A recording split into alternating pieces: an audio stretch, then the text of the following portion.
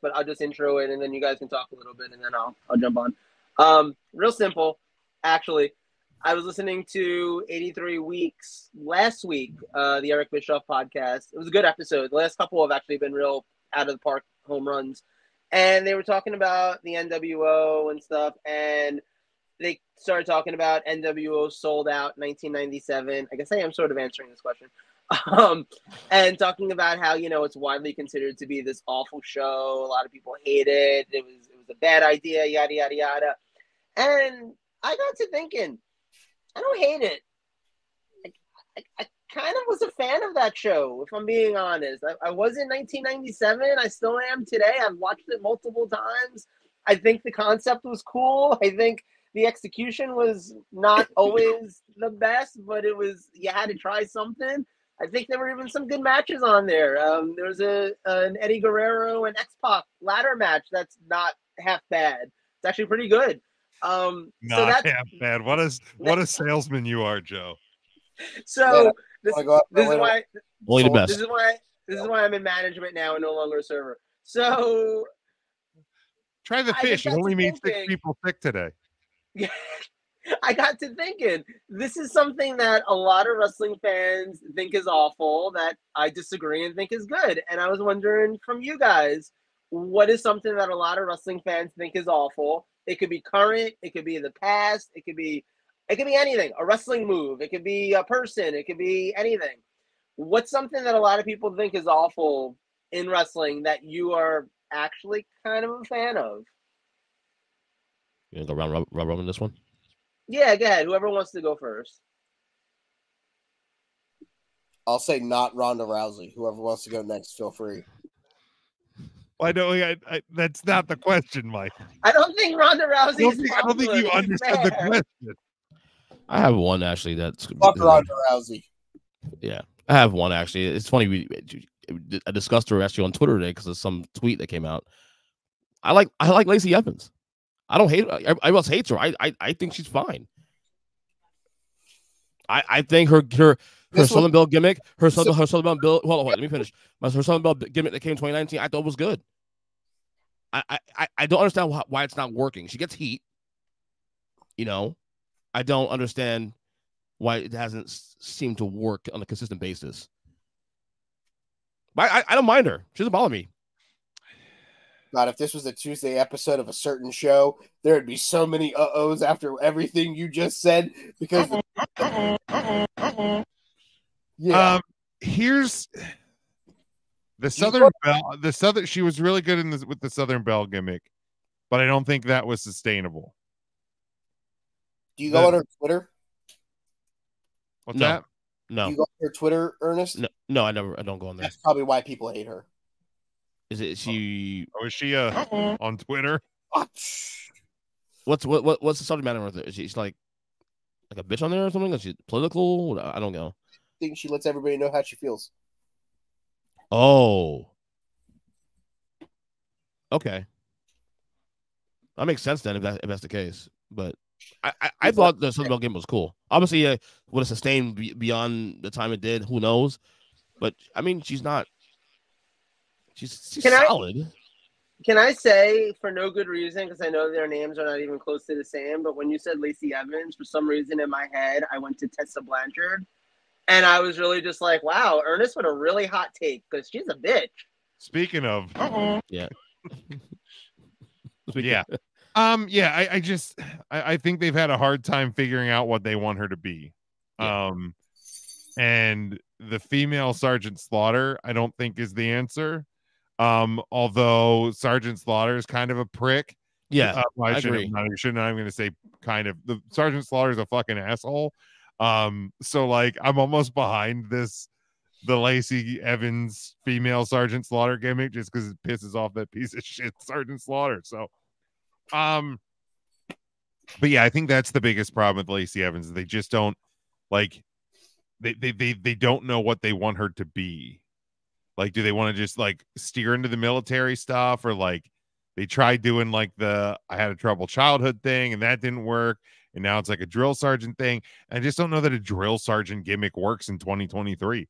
Like, It feels like 1996 WWF. It's too polarizing of time now to people to behind. No, I don't necessarily agree with that. Like, because if done correctly, a military or whatever gimmick, you can pull that off if done correctly. I just think that the way that her character is being presented right now feels like 1995 WWF, and nobody wants that in 2023. Like that type of almost cartoonish character doesn't work anymore. The first to the question, to Joe's topic, the first thing that came into my mind with this is Baron Corbin. Oh, love that one. I didn't really like Baron Corbin in NXT. Because like I thought like his presentation was just a little strange to me. Like the Lone Wolf thing, and I'm sure he had a cool entrance, but like once the bell rang, I felt like he wasn't really that great. Obviously still pretty green, developmental, all of that. His thinning hair, like he was still working on getting in better shape. Once he got to the main roster, he started doing the Constable stuff, and then he was King Corbin, and then Sad Corbin. What got lost to a lot of people with a lot of the silly gimmicks he was doing was the fact that he actually got really fucking good in the ring. Mm-hmm. And like when you have some of those goofy gimmicks, the reason that they work is because the person doing them is so good in the ring and so good on the mic that you don't even realize how good they are. And Baron Corbin has become one of those guys. I mean, it's the reason and obviously we'll hit this in Mike's topic in the NXT preview. Baron Corbin is kind of in this like Miz-ish category where he's very good and he's very safe, and you can be trusted in a program with him. And that's why Gable Stevenson's first match is with Baron Corbin, because he's a guy that will give Gable Stevenson a really good first match. Stevenson. What a fucking stupid name. I'm just gonna start calling him Gable Stevenson because fuck it. What a stupid name. Just call him Stevenson. Fuck, it's so stupid. What a dumb name. Yeah, it's pretty awful. Go fuck yourself. Yeah, it's pretty bad. I mean, a lot of people have started hating on the Canadian Destroyer. I still love whenever it's broken out. I'm still a fan of a flippy do pile driver. It's a lot of fun to watch. No, it's a fantastic move. I like the way you say that, when it's busted out, as if it's not busted out, like just every Wednesday on Dynamite. Yeah, every third move of every match. It's great. I love it. It's a flippy do. Yeah. I gotta say, I'm not surprised that that's become like a transitional move, because even the super kick has, but the super kick took like a good 15 years to become a transitional move, and the Canadian Destroyer did it in 10. So I don't know if that's better or worse. Well, but we also have a lot more wrestling on TV in this era. So also factual. So the 7 years it took the Destroyer is the 15 years and dog years that it took the super kick. Yeah, because we're kind of over those two. Yeah. You watch a Young Bucks match, I think you lose count after 37 super kicks. That's the thing, with the Destroyer, it's not, for me anyway, I know there are a lot of people that just hate it. For me, I don't hate it. It's just wild to me that a move that, again, not so long ago was if you saw it, it was like the Tombstone. You dead, done, match is over. I remember the first time Petey Williams broke it out on a TNA show. He hit that thing, and that was the rage on Twitter the next day, was just gifs of him hitting that, and whoever he hit it on sold the shit out of it like he got shot. Yeah. Just And dick. now I've seen guys kick out at 1 on a destroyer. It's like, what? Who what? Yeah. The other move that I have this for, a lot of people hate the fact that Kevin Owens is doing the Stone Cold Stunner. I love it. Yeah, a lot of people think that KO should have his own finishing maneuver that's his so that he can market it, kind of like he was using the pop-up powerbomb and then went away from it. Now he's doing the stunner thing. And I actually like Kevin using the stunner. I think it's actually smart for his offense. Does it well too. So I'm a fan of that. I know some other people were not. Those are the two, like, move wise, I guess, that I sit there on. Well, and the thing that I don't the reason I don't mind him doing the stunner is because he went to Austin and got permission to use it. Like, if he's just gonna start busting it out and Austin is like, yeah, I'm not a fan of that. What? Then I'd have a problem with it. The fact that Austin gave him the thumbs up and they had Austin return and farewell match. Like, I'll tell you why too, real fast, just before I jump in my Uber. I don't want to talk in there, but I'll be listening. I'll tell you why real fast, why it doesn't bother me that Kevin does the stunner. Because he doesn't do it as a fucking transitional move. It's still his finisher. Yeah. He hasn't weakened it. Yeah, for sure. Absolutely. I'm trying to think. Well, a match. This is an older one. That I've always enjoyed, that I know, and the arguments are valid of why people don't like it. But being the Bret Hart mark that I am, and just, it was the first time seeing a match of that style and for that long is the original Iron Man match. People hate that match though. Mm-hmm. I know people say overrated. I've heard the word overrated, but I'm not. People hate it. Yeah, there's a lot of people over time, and I think it's. Here's the thing. I think over time, for some people, it gets more hate because it's Bret hate or Shawn hate. Like, it's not even necessarily hate of the match. It's like personal, and it bleeds into the hatred of the match. For some, not for all. Personal animus. Match gets, the only way I'll say that I could see it getting the hate and it actually be deserving would have been had it been pre the Montreal Screwjob. Anything post Screwjob is anti-Shawn fans being pissed that Shawn won, or anti-Bret fans being like, oh, see, this was Bret already not wanting to put Shawn over on a big stage, blah, blah, blah, blah, blah.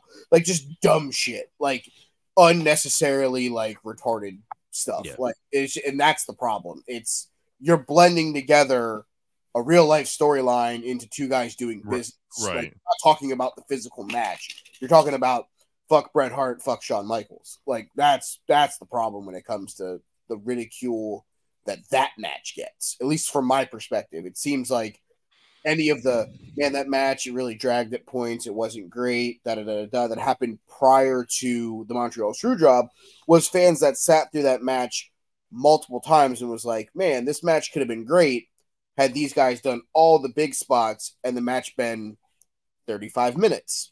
It'd have been a 5-star classic. But, you add an extra 25 minutes of rest holds, it's like, it was good. Wasn't like a match that I'm dying to see over and over again. But when you start the post screw job, it's, man, Bret really sandbagged in that match. Shawn really sandbagged in that match. And it becomes too murky in the post. Yeah, and again, I mean, when I saw this, I was 10 years old.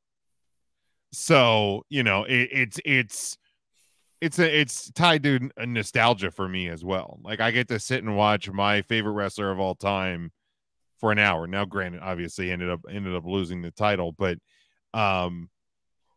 yeah, I mean, sign me up, man. Like, so you know, it's a man, and like I 100% agree with you. It's Mike. It's no longer hatred for the match. It's there's so many different layers that go into people and the reasons that they give for it.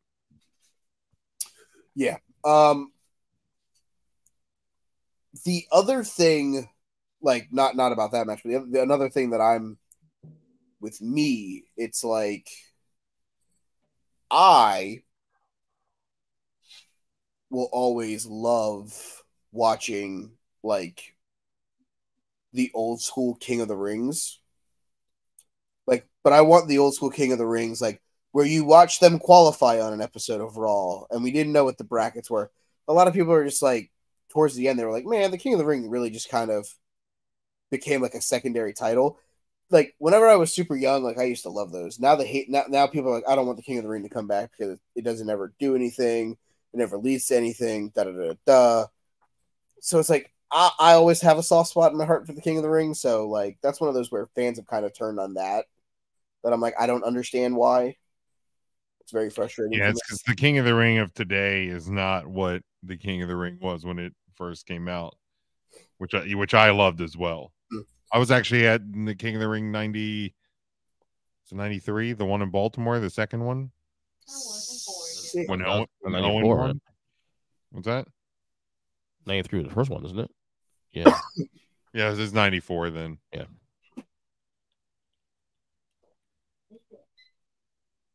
Yes, sorry, 94. Yeah, pardon me. I was fucking 7 when it happened. So sometimes the years get a little murky there. What happens? Like that's what for a singular match. And I don't necessarily know if it's just because of the finish. But a lot of people poo-pooed on Rock versus Austin with McMahon turning. A lot of people have poo-pooed on that match. Like, that's still a great match. And Austin himself has come out and been like, man, I probably should have just stunned Vince after winning the title and we could have fixed it, you know, and shit like that. But it's like, the match itself, like, you're taken away from the physical match because of the whole McMahon. Yeah, I mean, hindsight is 20. Like, I mean, I know it's a cliche phrase, but hindsight's 2020. Like, it's very easy after the fact to be like, oh, hey, Austin should not have remained heel there. Like, you know, if we're throwing out matches, if we're doing like a round like that, I was just thinking about one myself. And I talked about it a lot on this show when it happened because Mike and I were there, and I know I'm very alone in this. I really enjoyed The Fiend versus Randy Orton at WrestleMania a few years ago. The post-pandemic in Tampa WrestleMania, where it was kind of more of a cinematic experience or like a theater experience than it was a pro wrestling match. I will give you that. I love that. I actually love that whole storyline. I loved everything about that. I bought in all the way. I'm pretty sure most people think it was the Drizzling Shits, especially the WrestleMania match. I was with it. I have gone out of my way to show that to people who aren't wrestling fans because I'm just like, you need to understand this can be this. The only negative I have about that match is the end with the whole fucking like Alexa Bliss with the whole like when she Papa Shango'd him. Yeah, and then she like is like or Papa Shango'd herself. Yeah, and then she's like lowered into the fucking box. It's like, what the fuck was that? But that wasn't the match itself. It was more like the hell are we doing after? Well, and I think the thing that hurt that is the fact that it went nowhere after because like whatever happened with Bray and then he got released. Correct. Because like if there was a story to tell, and here's the thing, everything about all of that stuff, there was a story to tell. It just never got told. Correct. So like I think, you know, if we would have gotten the story, not saying that it 100% would have been fine, but it would have been a lot better than what we got left with. Oh, I agree 100% with that. Yeah. So, yeah, I mean, the thing I hated it again was that Bray lost again, like, which is the long running gag with that whole thing. But again, we don't know where the story would have went, so it's that's almost like, you know, like the when you get an incomplete in school as opposed to an F, because like we don't know where it was going, we don't know what would have happened with it. But yeah. EJ, do you have any other ones for this? So thinking of one, the whole what thing post Austin. People saying what, and the crowd saying what all the time. People don't like it anymore.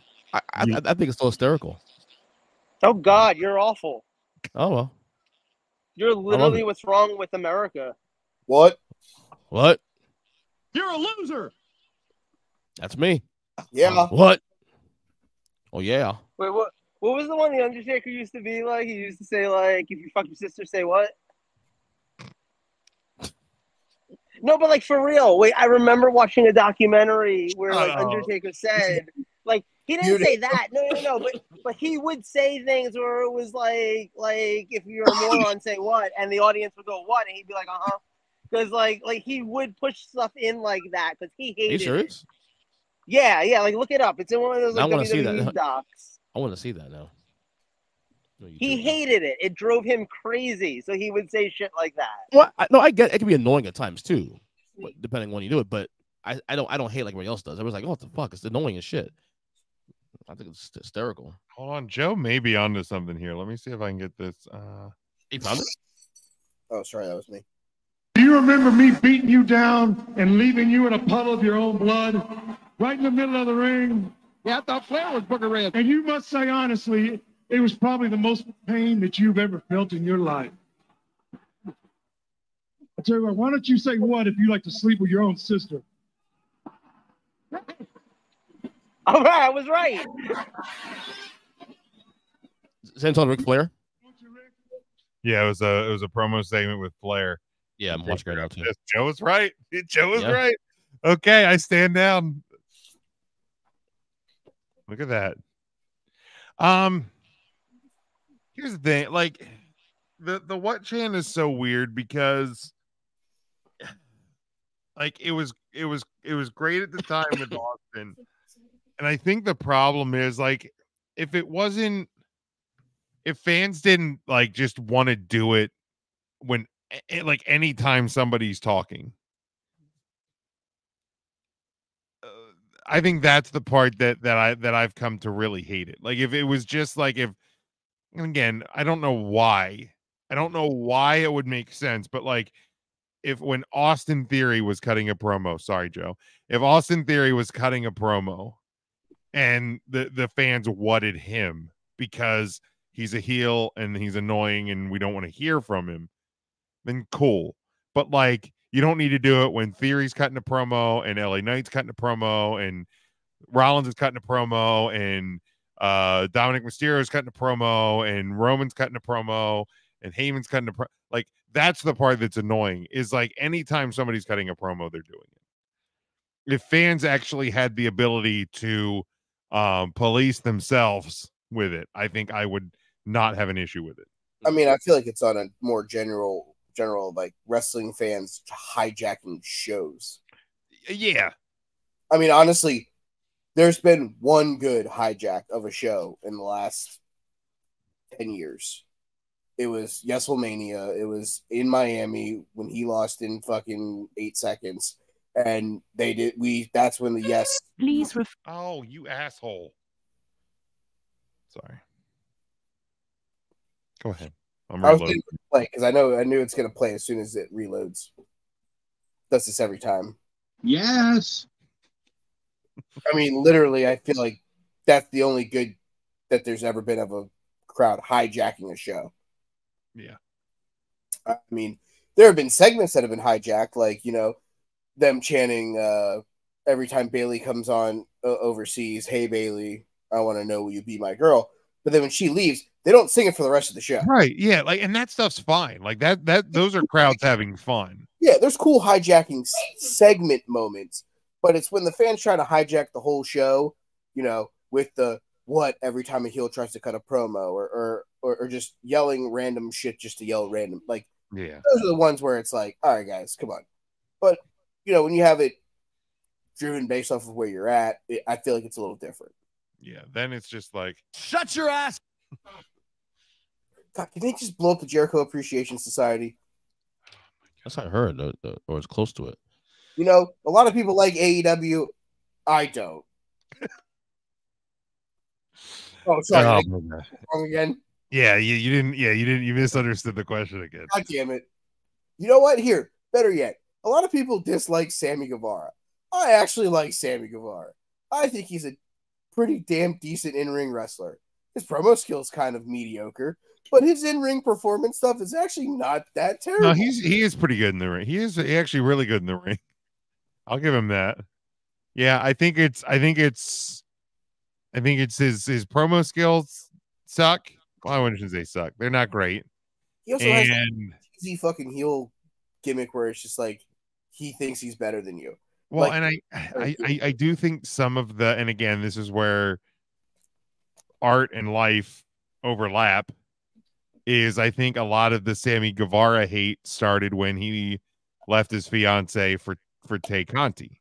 Like, I think, like, you know what I mean? Because like they ran because I think he proposed to his ex-fiance on an episode of Dynamite. Yep, in Texas. Yeah, and then like a couple of months later they're split up, and it's clearly obvious that he's boots and Tay Conti. So like I think that that's where a lot of the Sammy hate came from. And then I mean they turned it into a gimmick. They Matt Hardy and Lita it, like the Edge Matt Hardy Lita thing. They turned it into a storyline, and it worked because people hated it. But yeah, I think that's where a lot of that came from. I'm trying to think if there's anything else that I can actually like physically think of. I'm trying to. Yeah, I don't. There's nothing that comes to my mind. Yeah, But, I can't defend Phil from Chicago, so that's all I got. Anything else? Hard one. Punk is a hard one for me because I feel like I guess everyone was more or less a fan of him back in the day. Because it's like back in the day, I was a huge fan. Right now, I don't know. Maybe the next month of forcing myself to watch AEW every week will change my mind on Phil from Chicago. But I'm not exactly super excited for him at the moment. Like he's not what I'm looking forward to. You can't wait to watch the 36th episode of Collision that no one gave a fuck about. Yeah, no, I'm like, yeah. Shucks. All right, my shit's falling. Anybody else got anything else for this one, or are we moving? No.